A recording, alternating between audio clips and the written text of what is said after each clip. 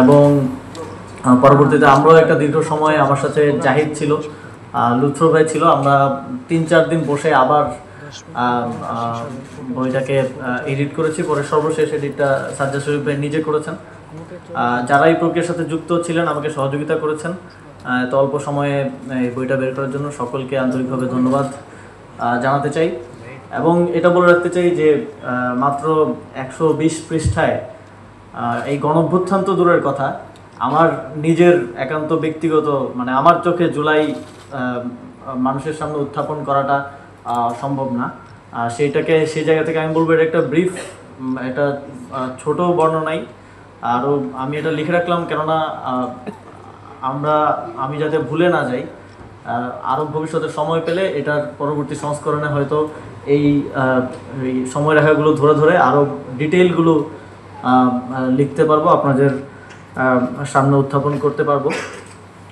এবং জুলাইয়ের ইতিহাসটা তখনই পরিপূর্ণতা পাবে যখন আমি মনে করি যে সারা দেশে যে সহস্র সংগঠক, সহস্র কর্মী এই আন্দোলনে ছিল, সকলের পার্টগুলো যখন উঠে আসবে। নাহিদ ভাই যথার্থই বলেছেন যে কুমিল্লায় আসলে যে সংগঠিত করছিল তার ইতিহাসটা তো আমাদের সামনে নেই, আমরা তো জানি না। আমরা হয়তো ভাষা কিছুটা শুনেছি কিংবা আমরা মিডিয়াতে দেখেছি, কিন্তু ভেতরের গল্পটা তো শুধুমাত্র সেই সংগঠক বা সংগঠকরাই জানেন।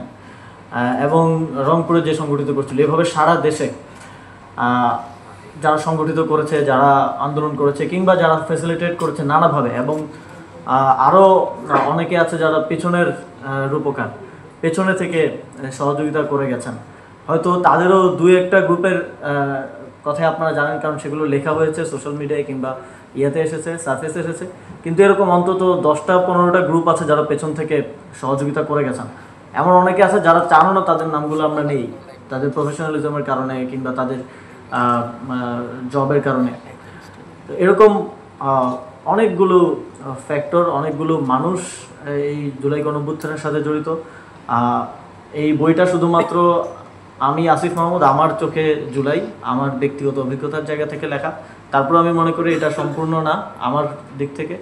এবং জুলাই গণঅভ্যুত্থানের আমি প্রত্যাশা রাখবো এবং আহ্বান করব যারা জুলাই গণঅভ্যুত্থানে যেভাবেই সম্পৃক্ত ছিলেন সবাই আপনাদের পার্টটা লিখবেন, যাতে করে আমরা অন্তত আগামী 2-3 বছরের মধ্যে জুলাই গণঅভ্যুত্থানের একটা পূর্ণ চিত্র পাই, আমাদের কাছে যেন একটা পূর্ণাঙ্গ ইতিহাস থাকে। এবং আমরা যেভাবে দেখি যে মুক্তিযুদ্ধের ইতিহাসকে বিভিন্ন পর্যায়ে বিভিন্ন সময় নানাভাবে ফেব্রিকেটেড করা হয়েছে, সেটা যাতে না হয় সেজন্য আপনারা স্মৃতিতে থাকা অবস্থাতেই সেই স্মৃতিগুলো সংরক্ষণ করবেন, লিখবেন এবং সংরক্ষণ করবেন এবং আমাদের পরবর্তী প্রজন্মের কাছে পৌঁছে দেওয়ার জন্য প্রস্তুত করবেন। আমি বিশেষভাবে ধন্যবাদ জানাতে চাই আমাদের মাননীয় প্রধান উপদেষ্টা ডক্টর মোহাম্মদ ইউনূস স্যারকে আমি যখন বলেছি যে স্যার ভূমিকাটা আপনাকে লিখে দিতে হবে, স্যার সাথে সাথেই রাজি হয়েছেন। আমি একটা খসড়া করে দিলেও স্যার নিজেই বইটা ওই পাণ্ডুলিপিটা স্যারকে আমি দিয়েছিলাম, স্যার পিডিএফটা পড়ে স্যার সময় নিয়ে সেটা নিজের হাতে লিখে দিয়েছেন। সেই জন্য স্যারকে ধন্যবাদ জানাতে চাই, এত ব্যস্ততার মাঝেও তিনি সহযোগিতা করেছেন। এই বইতে গণঅভ্যুত্থানের সময়কার আমাদের বিভিন্ন সিদ্ধান্ত গ্রহণের প্রক্রিয়া, বিভিন্ন জায়গা থেকে আমরা যেভাবে সহযোগিতা পেয়েছি, পেছন থেকে কারা সহযোগিতা করেছে, সেটার একটা সাবলীল বর্ণনা আছে। আমি বইটা লেখার ক্ষেত্রে একটা জিনিস ফলো করেছি যে কে মন খারাপ করলো বা কাকে বেশি বলা হয়ে গেল বা এই চিন্তা থেকে বইয়ে কোনো ফেব্রিকেটেড বা এই ধরনের কিছু যাতে না আসে, সেটা আমি সর্বোচ্চ চেষ্টা করেছি রাখার। তবে যেহেতু আমি বলছি যে এটা একটা ছোট বর্ণনা, এখানে অনেকের নামই আসেনি, আবার অনেকের কথাই আমিও হয়তো ভুলে গিয়েছি। সেই জায়গা থেকে আপনারা এটা ক্ষমাসুন্দর দৃষ্টিতে দেখবেন। এবং আমি মনে করি যে সবাই যদি তাদের পার্টটা লেখে, তার অংশগ্রহণের যেই অংশটা সেটা সামনে নিয়ে আসে, তাহলে একটা পূর্ণাঙ্গ ইতিহাস যখন আমাদের সামনে থাকবে তখন আমরা সবগুলো বিষয় দেখতে পাবো। এবং এই গণঅভ্যুত্থানটা সফল হওয়ার পেছনে একমাত্র কারণ হচ্ছে আমি মনে করি মানুষের স্বতঃস্ফূর্ত অংশগ্রহণ। আমাদের জায়গা থেকে আমরা সর্বোচ্চ যেটা করতে পেরেছি যে মানুষের কথাগুলোকে আমাদের মুখ দিয়ে বলা কিংবা সামনে থেকে সেটাকে ড্রাইভ করে নিয়ে যাওয়া। কিন্তু যখন আমরা ক্যাম্পাসে আক্রমণের শিকার হলাম কিংবা শিকার হব অবস্থা, তখন থেকেই কিন্তু আমরা আহ্বান জানাচ্ছি প্রাইভেট বিশ্ববিদ্যালয়ের শিক্ষার্থীদের আমাদের বিভিন্ন ভিডিও বার্তায় কিংবা মিডিয়ায় বক্তব্য দেওয়ার সময়, কর্মসূচি ঘোষণা করার সময়, মাদ্রাসার শিক্ষার্থীদের, স্কুল কলেজের শিক্ষার্থীদের, কারণ আমরা বুঝতে পারছিলাম যে ক্যাম্পাস থেকে আমাদেরকে ক্র্যাকডাউন করে সরিয়ে দেওয়া হলে তারাই আন্দোলনটাকে জীবিত রাখতে পারবে। আমাদের নিরাপদ সড়ক আন্দোলন সহ অন্যান্য আন্দোলনের অভিজ্ঞতা এটাই বলে। কিন্তু আমরা কিন্তু সেখানে যে একেবারে গ্রাউন্ড থেকে গুছিয়ে সংগঠিত করে রেখেছি এমন কিছু কিন্তু ছিল না। আমাদের আহ্বানের ফলে খুবই স্বতঃস্ফূর্তভাবে, এবং আমরাও অবাক হয়েছি যে এত স্বতঃস্ফূর্তভাবে প্রাইভেটের শিক্ষার্থীরা নেমে এসেছে, তারা জীবন দিয়েছে। সেখানেও কেউ না কেউ সংগঠকের ভূমিকা পালন করেছে, সেখানেও কেউ না কেউ ইন্টারনালি অর্গানাইজ করার ভূমিকা পালন করেছে। তারা সামনে আসেনি কিংবা সামনে আসার সুযোগটা পায়নি।